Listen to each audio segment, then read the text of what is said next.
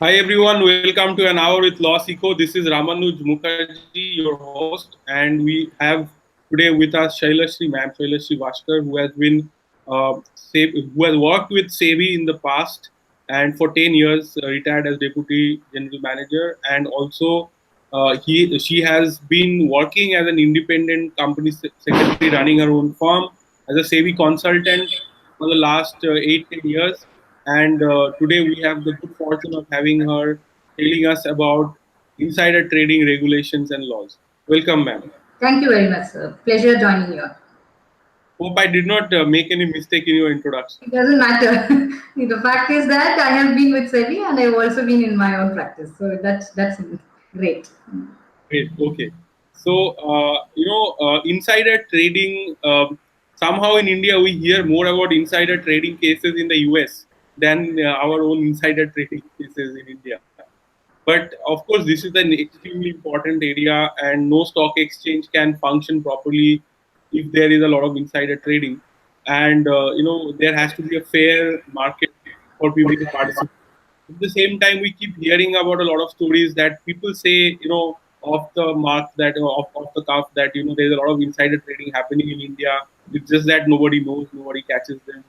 And so, what is this insider trading? Let us begin with the basics today. What is insider trading, and why is it important? If you can tell us. Okay. Now, before I break the myth that there is no insider trading in India, let me just give you the basic idea as to what is insider trading and who Absolutely. will be treated as insiders. So, before we actually understand who is an insider, we need to know who is a connected person. So, a person is supposed to be connected in case for 6 months during the actual transaction, which is considered to be an act of insider trading, he has been associated with the company either directly or indirectly or by virtue of employment or as a director or as a KMP or as an employee or as a professional consultant. And this relationship with the company has allowed him to have access to what we call unpublished price sensitive information. Okay. And so there are two things to it. So one, he becomes a connected.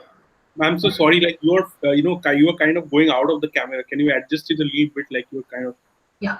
yeah, like Yeah. you are going too much to one side, so you can't So see yeah, you. I'm okay now. Yeah. Yeah, yeah, it's much better. Please. Yeah, I keep the camera. Yeah, I think that's better. Yeah. Yeah. So basically, what we see is And have you in the middle of the camera? It's again like you are going too much on one side. It's like this. So, okay. Yeah. yeah. So what we Can are you actually camera a little? I'm so sorry to interrupt you so many times. Yeah. Perfect. Yeah, please. So what we are looking at is the concept of somebody called a connected person who is having access to unpublished price sensitive information. So what we mean by unpublished price sensitive information is that information which is generally not available to the public and is available only to a set of people. And so that could be in the form of financial results or an impending takeover of a company or an impending restructuring, which could mean some merger or some other acquisition that is going on, or anything which is likely to cause a big ripple in the share prices of the company.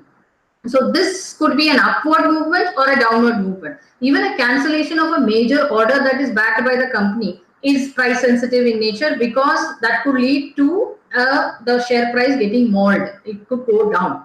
So therefore, we have a concept of a connected person who is having access to unpublished price sensitive information. So therefore, an insider is somebody who is a connected person or somebody who is having access to unpublished price sensitive information. So what is the combination? What happens is, when this person who is in possession of this unpublished price sensitive information, if he feels it is positive, he will go about buying shares now, so that when it becomes public, the share price will go up, he will sell and make a killing.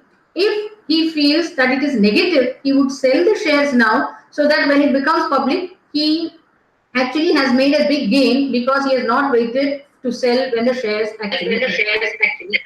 Correct. He can even short the shares, right? He can short the shares and make He money. can do, he can pledge He can shares, do. He can pledge shares. he could do anything. So all Do this anything. So all the insider trading. Okay, and so when So I'll ask a question. Like, I before you go forward, I want to ask you a question to see if I understood this correctly. So let's say that I am somehow privy to an information about Apple. Okay, Apple is going to get a big contract with, let's say, government of India, that they'll be supplying 1 million units in India of Apple computers. So naturally, this is a price. I am guessing if this happens, it will significantly increase the price of Apple shares. yes, So either if I buy the shares or of Apple, knowing that nobody knows this yet, when this becomes public knowledge, people will obviously buy more shares maybe. But before that, I start buying a lot of shares, and maybe I don't buy. I tell my friends, my college mates, that what, there is this kind of a great thing going to happen. You can make a lot of money. Just buy some Apple shares. So if yes. I do this, this is insider trading, right? Insider trading. Now you have taken the example of Apple. Now Apple is a company which is not listed in India. So let us take, like for example, in India there was one company called Deep Industries Limited. Now in Deep Industries, what happened was they would essentially be bagging government contracts. So this company got three major contracts from ONGC. Now, which was privy only to, that is only the MD and the persons close to the MD knew it. Now the managing director bought some shares, and there was another company and the managing director of that company who had purchased these shares.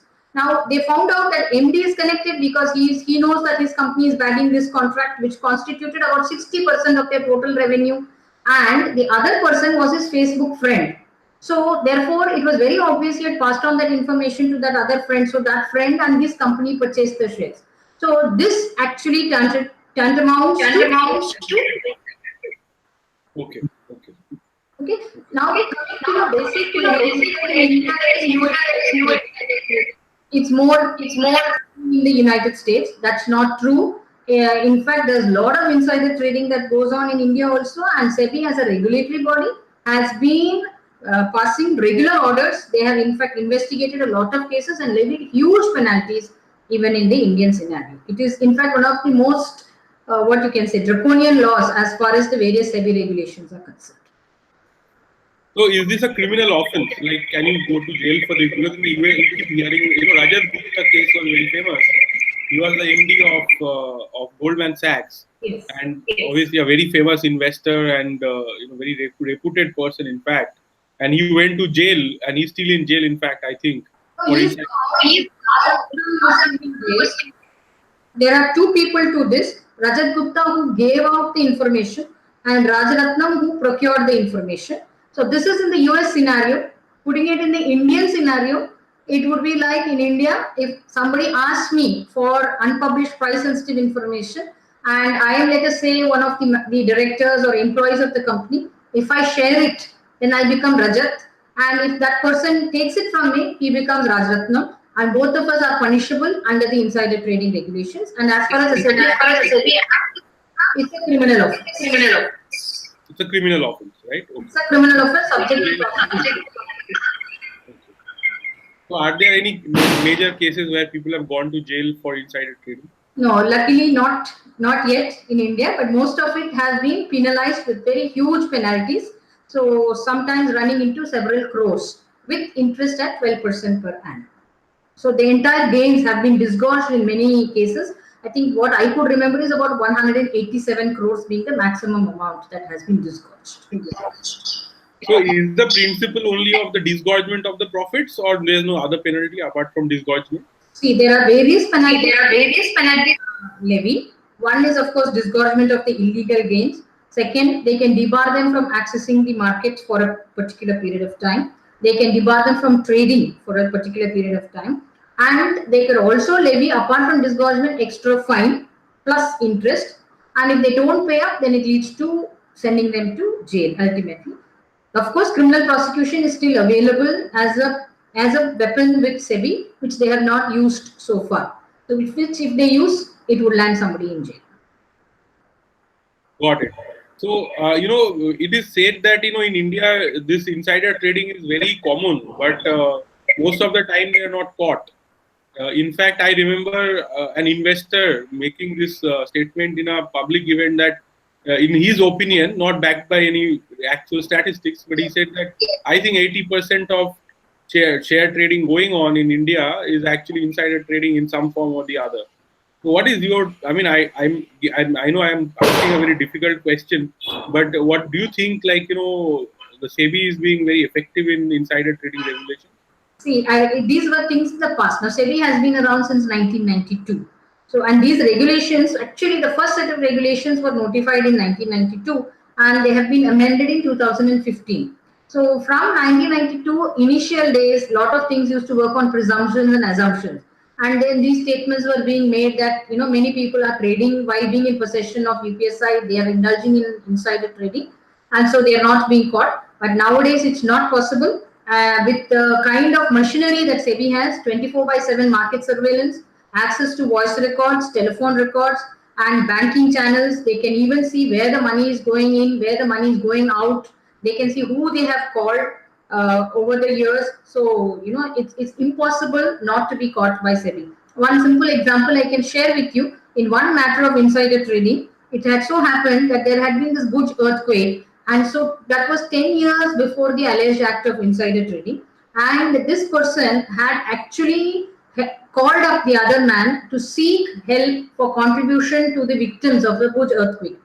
So that voice record was, dug out by SEBI, and by virtue of that, they established that these two people were connected, and so therefore they had access to UPSI and had indulged in insider trading. So such is the reach of SEBI that you can no longer say that most of the trading is insider trading, and SEBI has not been able to catch them. Not. Okay. So, but then that still, I mean, that makes me worried on the other side. Like I have two things you said. One was that Facebook Connect. Yeah. Let's say I also run a company, and let's say tomorrow, if I have the good fortune of being listed as a company, and I have many Facebook friends, like thousands of people, and on LinkedIn probably another 20,000. But it is, how do I know? I mean, I don't know. Maybe they just buy the share on some other information, and I don't. I mean, this is a very. Don't you think it's a very thin connection between like, or somebody called me. Every day I take hundreds of calls. How can I really know that I mean, I think that insider trading should be based on some more concrete connection that somebody is actually getting the information from me. How is that ensured? There are certain safeguards that every insider should take care of. So, as part of our employment or as part of our consultancy assignment, we are always having access to unpublished price sensitive information. So, when we know that we are in possession, we should not discuss about it. And normally, when we go to social gatherings or when we meet a friend, there's always this question: how is work going on, or how is this company doing, or do you have any information? So best is to give generic replies, general replies. Don't give any specific replies saying they have made excellent profits, they are likely to take over this company, or they are likely to do this, or they have bagged an order. This kind of specific replies should not be given, because that is what means you are passing on some UPSI. So there's nothing, no harm in having friends, no harm in having social gatherings, mixing and meeting with people. But how we communicate and what we communicate is where we have to be very, very careful. So that is important. So it's a Okay. precaution that we take care. Okay, but this is a proper investigation, right? Listen, investigating function. So, what is the kind of evidence? Like, what is the evidentiary standard? In case of, for example, we know the evidentiary standard in, let's say, divorce cases or criminal cases. So, in case of insider trading cases, what is the standard of proof that is that SEBI has to procure? See, the regulation itself says it is SEBI's endeavor to get as many people as connected as possible. And when they say so and so is connected, it is for them to give the information upfront before levying the allegation that so and so is connected. And so now the person who's got that allegation has to defend, saying that first and foremost, either he is not connected, or if he's connected, he did not get UPSI, or if he got UPSI, he did not trade on the basis of the UPSI. So what would SEBI be essentially looking at? The trading pattern of the person accused of. Secondly, after looking at the trading pattern, whether there is any link between the person who is supposed to be in possession of the UPSI and the person who has traded. if that link is there by employment, or even suppose let us say we have introduced somebody into a bank, in a bank account. So then even then SEBI can allege that we are connected. So we should say, although we are know each other and I have introduced him, but I have had no connection with this person for so long. Some other connection is they stay in the same building, they have offices in the same building, or they meet at social gatherings, they are immediate relatives. So these are the ways in which SEBI will try to establish that you are connected. So it is for the person on whom the accusation is levied to go for the rebuttal, saying that we may be connected but we have not seen each other, or we have not spoken to each other, or anything like that. And we take an inspection of records, because sometimes they'll say call records are available. We have seen that there has been a phone that has been made, or your Facebook friends. So it is what is wrong in being Facebook friends, but we have not shared anything. So it is up to the person on whom the allegation is levied to rebut each and every allegation, and then ensure that the defense is built up accordingly. Right, man. Like like I am really thinking now that in case there is a insider trading which is happening. SEBI obviously have all this mechanism, right, where they are looking at different connections and they are making these allegations. Or when they find out there's a trading pattern, and based on that they investigate further. Uh, but what is the number of such cases that are coming up in a year in India? There is no statistic as such available that so many cases have come up or anything like that. It's an ongoing process. But if you look at the number of orders that have been passed recently, major orders, big orders, there have been at least about 5 to 8 big orders in the last 2 years. After the 2015 regulation has been notified, where people have been alleged to have indulged in insider trading, and SEBI has levied huge penalties.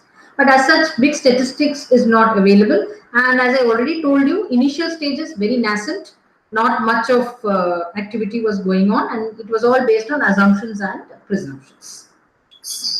Okay, the reason I'm asking this is because on our platform, so like my organization is working with law students and young lawyers who are interested in different career options, and there's a feedback coming, a very strong feedback. Can you just mute your microphone? Lower the volume. Lower the volume. Yeah, when I'm speaking now, it's fine. Now it's fine. Don't worry. Okay. Okay, so what I was asking is that for a young lawyer, is there really a career prospect in insider trading itself? Or I know there are many lawyers who are securities lawyers or SEBI lawyers, but is there like an opportunity to work as an insider trading lawyer? Like I tell you, there are two aspects to insider trading. One is the prohibitive aspect, the other is the preventive aspect. What we have been discussing so far is that it's a prohibited act, it's subject to prosecution, then what is the success rate, etc. So now, what should the companies do? What should the various registered intermediaries do? So there are certain safeguards that have to be put in place, and those are the preventive steps, which are enshrined in the regulations itself, which is called as the Model Code of Conduct. Every company, listed entity that is, must have a model code of conduct. And what should go into this code of conduct? Number one, they should have a compliance officer who actually is a person who is a senior person who is actually a practicing, who is a company secretary, who is a qualified company secretary, who is able to understand what are the requirements under the insider trading regulations, and he is able to put this whole thing into place, ensure compliance of these regulations in place. Secondly, every person who is actually going to do the trade will have to seek what is called as pre-clearance. That is, before he trades, he should ask for clearance from the compliance officer, and the compliance officer should say that he is permitted to trade, and that permission will be given only if the person is convinced that the man seeking the clearance is not in possession of unpublished price sensitive information. Thirdly, you can trade only when the trading window is open, which is a notional trading period, which is closed when the company is handling certain price sensitive information. So trading can be done only when the trading window is open. Fourthly, they cannot do contra trades, which means that if you buy, you cannot sell for 6 months. If we sell, we cannot buy for a period of 6 months, which would mean that if you have a series of buys, the last buy, 6 months no sell, series of sells, last sell, no buy for 6 months. So these are certain precautions that are already built into the model code of conduct. So What a lawyer can do, he can help devise this trading, this model code of conduct for companies. They can do educational sessions with companies wherein they can educate not only the companies like the compliance officer, but the entire team, the promoters, the directors, the KMPs, and other employees who are called as designated employees, who will be in possession of this UPSI on a regular basis, as what are the do's and what are the don'ts. So, and there are certain disclosures which have to be made on regular basis as mandated by the regulations. So we can check on the disclosures. So two aspects: on the preventive aspect, you can be a continuous compliance consultant, and on the prohibitive aspect, you defend the client. So these are the wide areas of practice that is open for a lawyer. So, can you tell us a bit about your practice in this? Like, what kind of services do you offer in this insider trading domain? See, I have my services are twofold, or I would say threefold. One, I do draft policies for all listed entities, which is called as a model code of conduct. Then I do a compliance audit from time to time for these companies to check whether their insider trading policy is being followed in letter and spirit. It's one thing to draft a policy, put it on the website, and forget about it. Another thing is to follow it, because if you follow it, it makes sense. Otherwise, having an insider trading policy just to meet the requirement of the regulator doesn't make sense at all. So therefore, second, what I do is compliance audit on a 6 monthly basis to check whether it is in place. Third, I also do educational seminars for companies, and also through my institute, that is Institute of Company Secretaries of India, and through the exchanges, NSE and BSE platforms, to educate and spread this information that how insider trading is an act that is to be avoided, and it is something that, what are the preventive steps that have to be taken. Finally, I also defend clients in case they get into some mess, and SEBI has issued a show cause notice to help them out of this. And there is a process called as a settlement procedure. There are two things that are available. One is the legal process, where we go for prosecution, we have to defend before the adjudicating officer, etc. There's another process called a settlement, where the person concerned pleads that he is neither guilty nor not guilty, which is normally disclosure related non-compliances. Then we go for a settlement procedure where we agree to pay a certain amount and close the matter. So no stigma is attached to the person who is accused of or alleged to have indulged in insider. So these are my services. It's a bouquet under the regulations. Okay. So let's start with this stuff. The part on how to actually create a policy. So what are the important aspects of a policy? Like, how do you help? Like, what do you say are the some of the cornerstones of a like an anti-insider trading policy for a company? Yes. So there are two aspects. First thing we should know is what is this listed entity actually doing? How many employees are there? And how many of these employees will be perpetually in possession of UPSI? How many of them will be on and off, once in a while when they are handling some activity that they will be in possession of UPSI? How many of them will not be in possession of UPSI at all? So those who are not will be out of the picture, except for certain basic requirements which they have to do once in a year. Whereas those who are perpetually in possession, we have to take care of them with special care, because they should never get into this problem. And those who are on and off, they should have certain extra precautions to be taken only during that time. So based on, first we have an informal discussion with the company to know what their requirements are. Secondly, we also find out if they are a registered intermediary with SEBI, in which case not only will they be having insider or UPSI, unpublished price sensitive information pertaining to their own company, but also with regard to other companies with which they are giving advice to. Like for example, take a merchant banker. Then he will be handling buybacks, he'll be handling takeover, he'll be doing employee stock options, he will be doing his public offerings for rights issues, bonus issues, lot of things. So their organization will be perpetually in possession of UPSI of other listed entities also.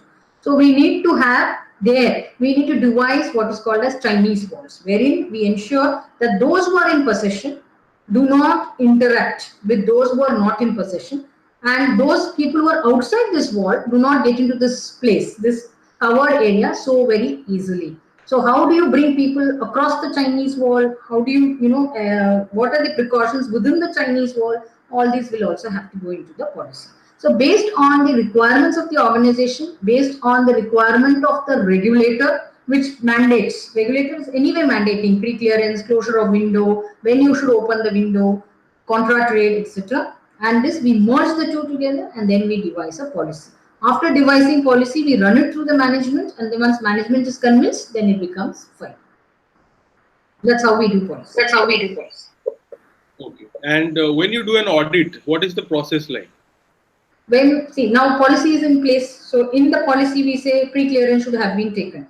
So now when we do the audit, we look at the trading pattern of all the employees, which we will know what we call a Ben Post statement. So first and foremost, we take the list of the employees. Every week we have what is called a beneficial position. So we check whether these promoters, directors, key managerial personnel, and other designated persons shares have moved up and down or not, whether there is any movement. If so, then if is it within a certain threshold limit which we will prescribe in the policy. If it is within, we are not worried. If it is beyond the threshold, has he taken pre-clearance? So we check for pre-clearance. If pre-clearance is not being taken, it means either the employee is not aware or is aware but he is not followed. So one of the two is wrong. Either the compliance officer has not communicated it properly or the employee is just taken it for granted. So then if the employee has not taken pre-clearance but the compliance officer has made adequate steps, then we have to take action against the employee, which would mean certain wage-free suspension, etc., which in turn is also communicated to SEBI. Then we also check during window closure period whether these people have traded. So then we also see whether from last purchase there is a contract, there is a sale that has happened. So every aspect of the policy is checked on a 6-monthly basis or on a 3-monthly basis, depending upon the requirement of the company. Too many employees, better to do it more often. Less the number of employees, we can stagger the audit a little bit. So this is how we do check every aspect of the compliance. Basically, all these steps are to prevent insider trading from happening, because once it happens, it becomes a headache for the company and the employee concerned, the insider concerned. Understood. So, ma'am, when you have this insider trading policy and you have regular audits and everything, but I have this one thing that I've been thinking of, that let's say I have ESOP in a company and I have some stocks that I have got. Now, obviously, at some point of time, I would like to sell my stocks and get my money. So, when do I do it? How do I do it? Now, special exemption that is provided by SEBI. Now, all employees are granted options. Now, they would like to exercise this option, and except when the window is closed. At any point in time, that is when the trading window is closed, you cannot exercise your option. But otherwise, you can exercise the option. And let's say I get my option today. So now that would mean a buy. Now I have been always telling you no contract trade for 6 months. So does it mean I cannot sell the shares which I have got by exercise of option for 6 months? No, it doesn't make sense, because if I wait for 6 months, the price may not be advantageous. So I may lose out. So that is the exemption that is provided. So therefore I can sell it immediately. But once I sell it, then I can't buy shares for another period of 6 months. But whatever shares I get by way of exercise of option, except during the time when trading window is closed, I can sell it immediately. I do not have to wait for this contra period restriction. So that way you can when you have Got it. So, when this whole insider trading thing, in movies we see in the, like I say, like in the United States, they have a lot of movies on insider trading, or, in every corporate legal drama or whatever, they have, this series, there's a lot of insider trading that they show. And what they usually show is not very sophisticated insider trading, right? There will be somebody who will meet you at a bar and ask a few questions. Now, I can get a lot of feedback. Maybe you can mute your speaker when I'm speaking, then this will not happen. yeah. Yeah. So ma'am, so this is what we see. Now, does SEBI have? See, I can hear. Can you see a bar over, like, somewhere on your screen which shows like this mute speaker button? You can see maybe.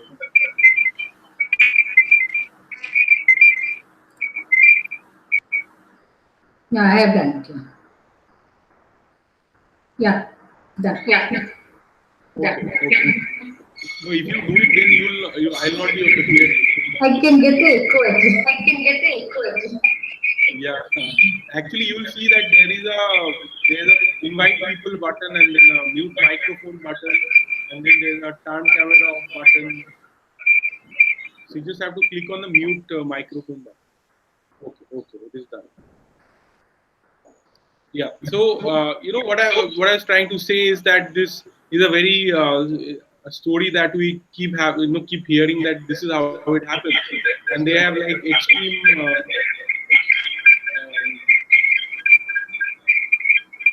there's a lot of feedback, man. Nobody can Yeah, hear us. yeah. What a echo. What a You can reduce your sound like from your computer. I'll probably make it lower. I'll probably make it lower. Yeah. Okay, can you hear me now? Yes. Yeah, fine. Yeah, fine. Okay. So what I was saying is that obviously and there are like detectives and like this they have their security board people who are like really investigating very deeply these matters. So does this happen in India or this is something that we are yet to come to? See, actually, you raised a very interesting Actually, you raised a very question. interesting In fact, when I do my educational seminar, I start my example with a example movie. with a In that movie, father a business in a very conservative fashion. He and he makes small amount of profit. He's very happy. Son joins him a little later. And then what happens is son says, what is this you're doing such a small business? This is not way it is done.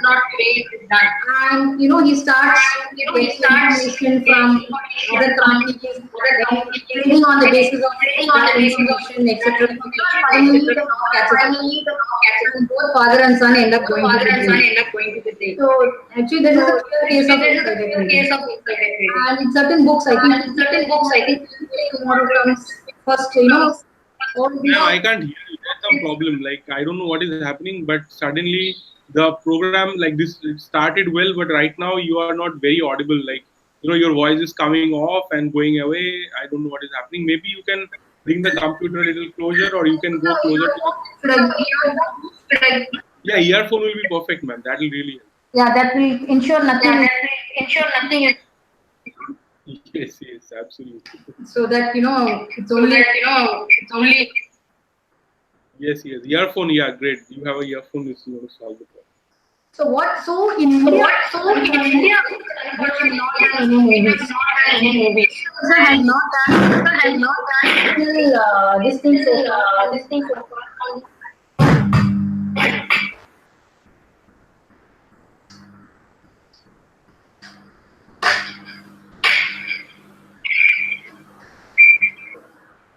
Okay, I'm really apologizing to all the viewers for the bit of interruption, but we'll be back. Yes, yes, ma'am. Yeah. Yeah, this is great, but again, you have gone out of the screen. Like, can you turn the camera? Yeah. Yeah. Great. Yeah. Perfect. Yes, ma'am. Yes, please continue. Yeah. So therefore, our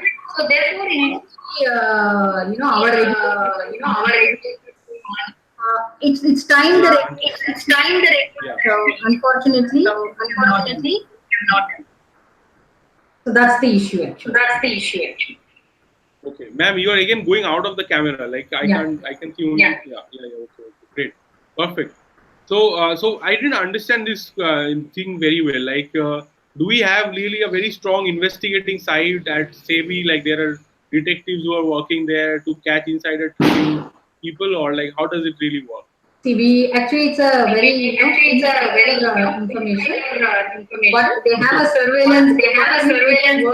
Which works 24/7. They are always they are monitoring the trade prices and the volumes and who are trading and what kind of activity is going on. So therefore, which means that there is a policing that is going on, and anybody who's caught then will obviously be informed.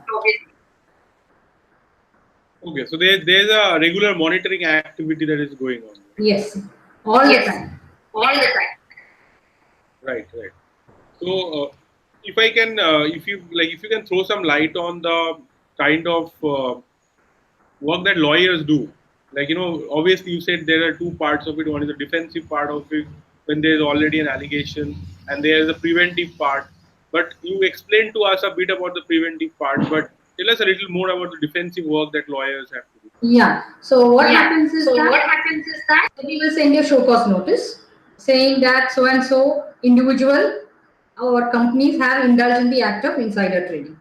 So once that is done, immediately you have to build up your defenses. First of all, you must say that so and so was not privy to unpublished price sensitive information. If so, if privy, that he did not pass it on or he did not trade while being in possession. So you have to build up your defense and appear before the adjudicating officer.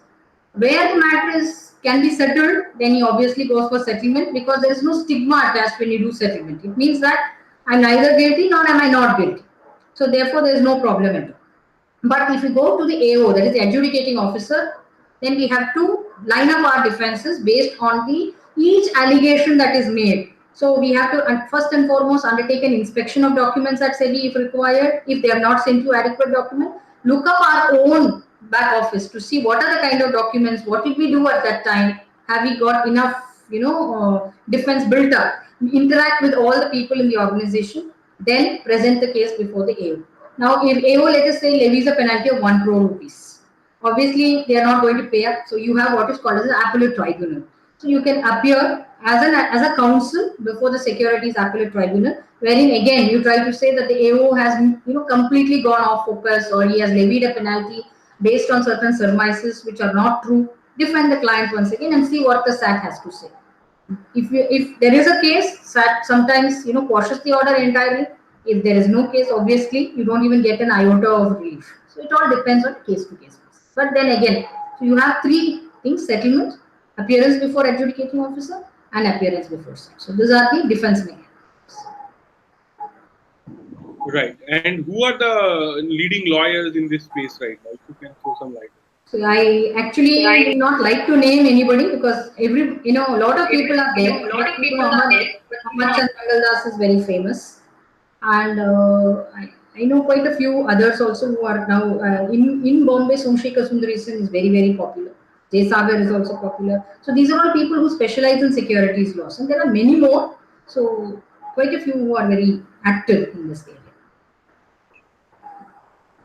Okay.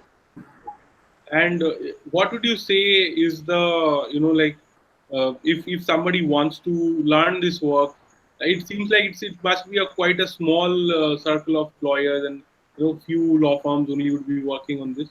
Uh, so if let's say there is a student who wants to start learning about this, start do some internships in this space, where should they go? How should they learn? And that's a very difficult question because you see what happens is in law course as such, this particular area is not covered as a subject. That's what I was discussing with somebody in the morning. Whereas the CS course, the company secretary course, covers this extensively as one of the subjects itself. One of the subject company, that is capital markets and securities law subject, covers it is in detail. However, there are very few people who practice in this area of SEBI because it is one, it's a bit of an interpretation. It's a bit of challenging area. But then what happens is there are lawyers who are doing it in a very high scale and very well also. So once you pass the legal listing, the student, if he is interested in the practice of capital markets, should run through the profile of those lawyers who do what kind of area. Like some of them do only criminal law, some of them will do routine civil matters, some of them will be specializing in capital markets. So where they see the specialization as capital markets, they should join that firm because that will give them the exposure. They'll have to learn how to do it, and then within a matter of 2 years or 3 years they'll become experts. Great. So this brings you to a very important question, just for myself. Yeah. I always try to ask when I get distinguished guests about this. So as like our goal is to create online courses around law, which are very effective and powerful. And so we don't have a course on securities law. There's a point when we are running a course with NUJS. on securities law. It was a master degree in business laws with a specialization in securities laws. We don't have that course right now. But I would like to know from you, what do you think we should teach? Like, let's say we start a securities law course. What are the most important things to learn for a lawyer or a professional who have who want to practice in this area? What would you say are the, let's say, top 5 skills or top 10 skills? If you, and I can say, because I have worked as an M&A lawyer, I can kind of tell you, if you want to be an M&A lawyer, then what are the most important skills? Like, you need to, one of the major things is that you should be able to do a due diligence. You should be able to draft a shareholder agreement, because this is what you will be doing all the time. You should be able to negotiate certain clauses, which are very critical, right? So these are cornerstone skills for a lawyer to get into that area. So similarly, what are the skills one has to develop if they have to practice as in the securities markets, or even more specifically in insider trading? Okay, so insider trading is a small part of the securities market. Now, securities market is a wide gamut. So so to just deviate from insider trading for a minute, you have raising of capital is one of the biggest area in securities market, which requires you to do diligence, legal due diligence, which needs you to check the antecedents of the promoters of the company, their all litigation, etc. So being very meticulous is one of the most important requirement in the securities market, which means you check everything in a very meticulous fashion to see whether this person has been involved in any litigation in the past or not. So due diligence would be major. It's a major requirement to practice in securities laws. Second is, as you rightly said, drafting. All kinds of agreements need to be drafted. So in insider trading, if you look at it again, we talked about policy drafting, education, checking of or non-compliances, etc. So basically, the person who's in the securities laws will have to know, will have to be very meticulous, very thorough, and will have to have excellent skills of drafting and communication. These are the extra skills that he needs to have while being in the securities.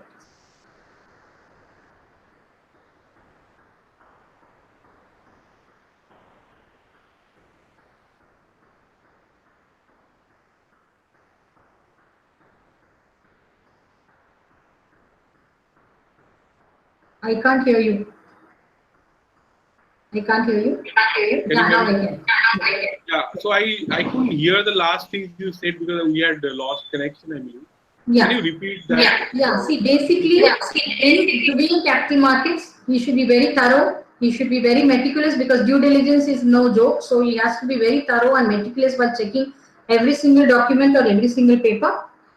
Excellent drafting skills because a lot of them will involve preparation of documents, preparation of agreements, and thirdly, good communication skills because you need to present cases before the authorities.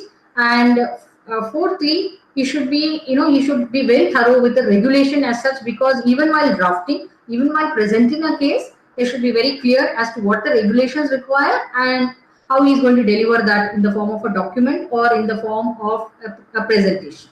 So these are the 4 important skills that the person should have while practicing in the securities market.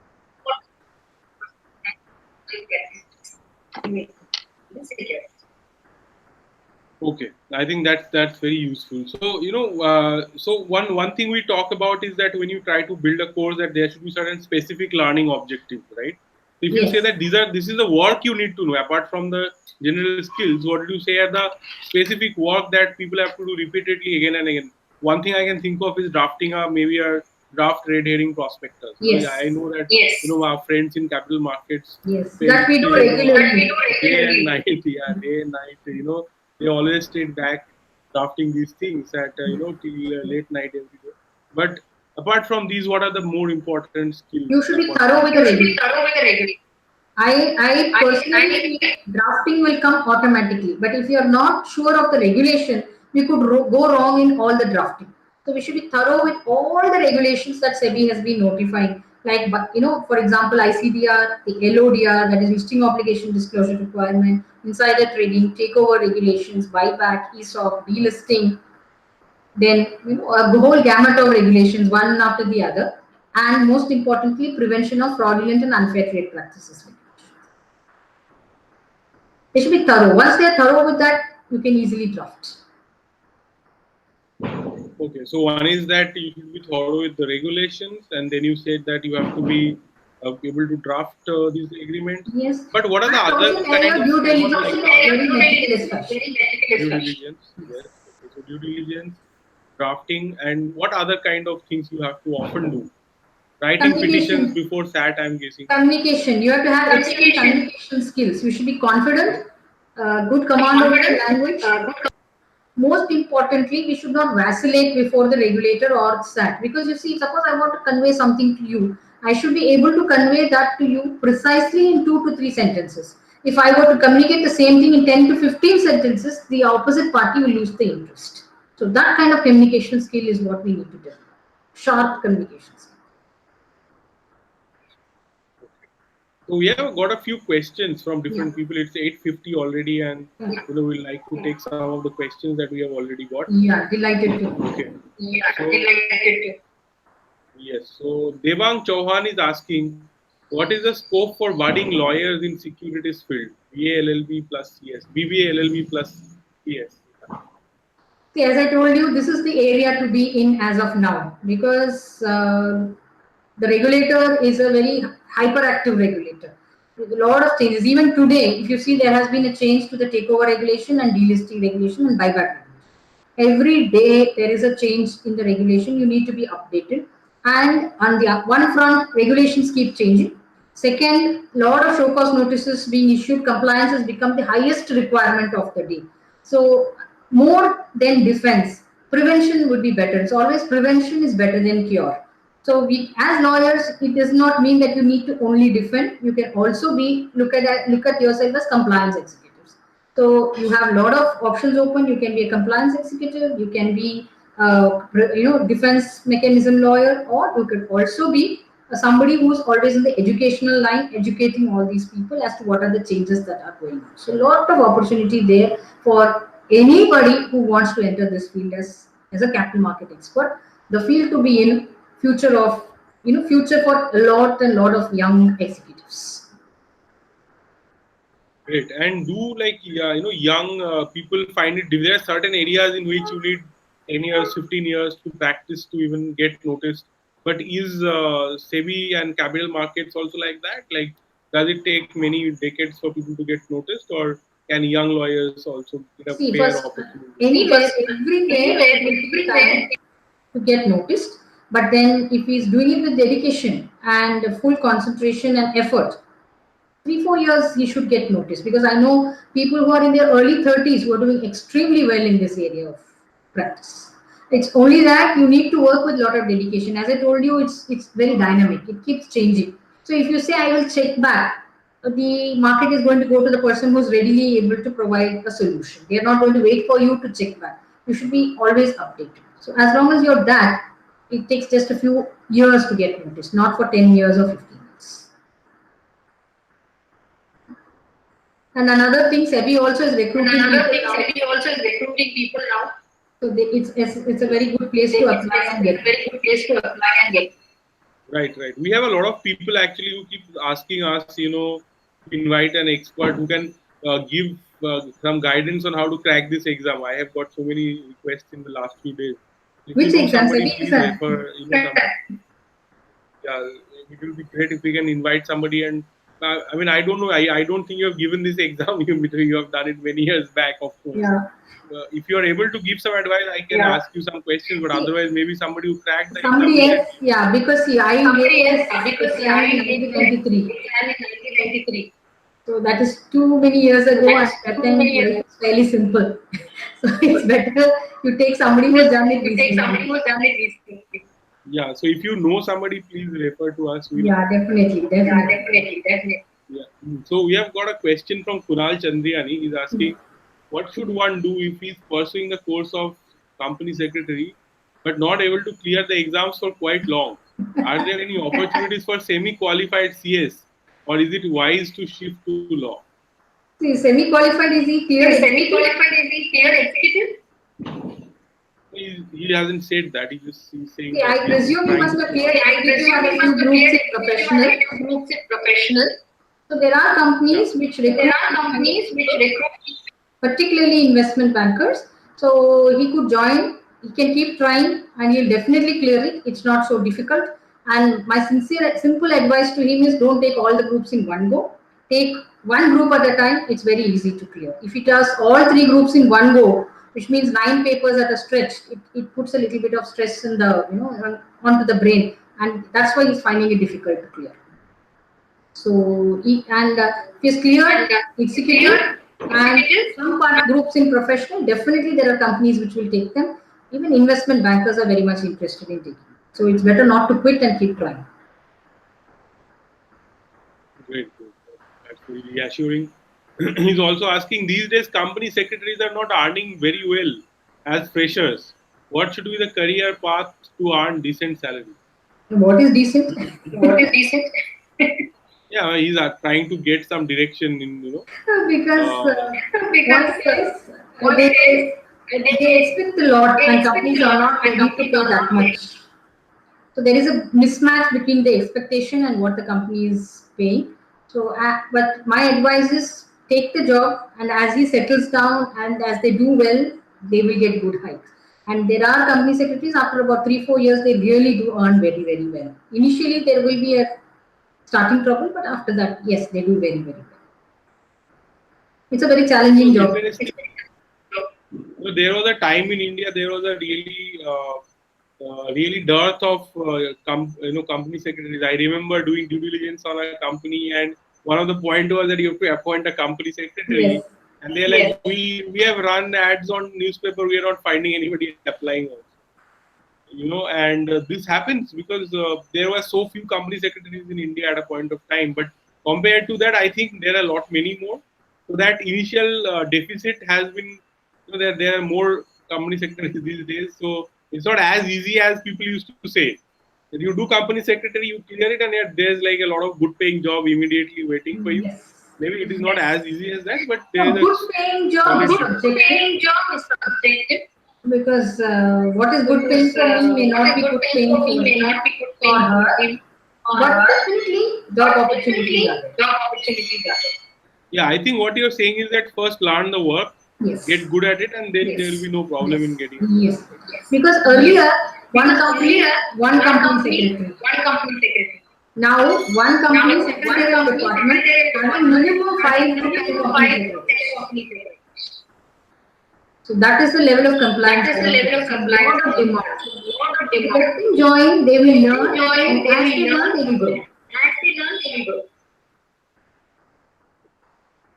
So we have a question. He's commenting on imprisonment since insider trading. We have discussed this already, Devang. Do you think this field has scope for law students? Which field? Insider trading. Insider trading. Yes. Yes, I think lot he's of asking scope. about As I already discussed in detail. Don't keep only to insider trading. Keep it to the entire gamut of capital markets. Securities laws. Lot of scope. Lot of scope. Okay. We have another question from Arpita Bhatt. She's asking, how does SEBI go about with DRHP filed by a company? What are the basis of comments and queries that SEBI raises? See, this now we are moving on to ICTR. Okay. So now when the document is filed, just like how I told you due diligence has to be done, SEBI has its own checklist as to what they check and what they look at. So if based on that, if the answer to is not there, then what they do is they will raise queries. If they're not satisfied with the disclosure that is made in the document, they will raise queries. That's the basis of the observation. And secondly, they also check if there is a pending litigation. If there is any litigation pending against the company, its promoters, its directors, or you can expect a lot more of queries. That's the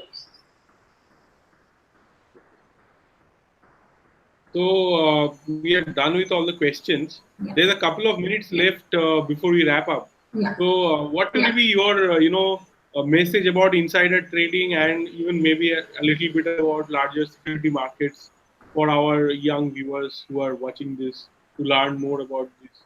See, one, insider trading is a prohibited act. So always discourage people from indulging in insider trading. And for these people who are budding, let them look at it as a very exciting area of practice. So let them read all the cases that have been decided, including by SAG, by SEBI, the various informal licenses that have been given, and that will make them practice in this area. And of course, securities laws is a wide gamut. You have lots and lots of work that is going on in securities market. Like yourself said, more M&A deals, which is also part of this thing. Which takeover is a smaller part of the entire M&A. So they all provide a lot of opportunities. Due diligence being one aspect only. Preparation of documents, the offer document itself is very exciting because you actually write a story about that company. It's like writing a Ramayana. Only thing is, it's more pertaining to the company itself. So that is another exciting area. And if the person is very good in drafting and he loves writing, that could be an exciting area to be in. And if he wants to be more of a person who is going to defend, then presenting before the authorities would be another exciting area to be in.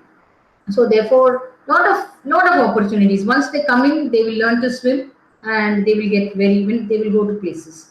So they have to make the beginning. They have to take the baby steps, and then after 10 years, you will see them like we will be looking up to them, asking for advice. Great, great. Very encouraging. But can you tell us, like, if we want to intern with you, then how can we apply to you? Or See, basically, I what think when happens you is I can't take any internships because I live in a very high security area where you cannot bring. That is why I do classes so that I can impart knowledge to them. Wherever I have my classes, they are always welcome to join us. all right. Thank you so much. Thank you for sharing so many valuable insights and joining us and your time. We really appreciate, and we hope to have you back soon again, sharing some other knowledge with us and enlightening us. And all of those who watched till the end, thank you very much for joining us and listening to this session. Definitely subscribe to the YouTube channel. Click on the bell icon so that you will never miss any notification from us. We keep doing a lot of interesting videos and like this one, An Hour with LawSikho. And every weekday we have 8 to 9 p.m. this session, and Sunday 4 to 5 p.m. So definitely join us again, and please subscribe to the channel. Thank you, ma'am, Thank and you. thank you everybody for joining us. Thank you very much. And good Pleasure night. was mine. Very delighted to be here. Thanks a lot. Bye bye.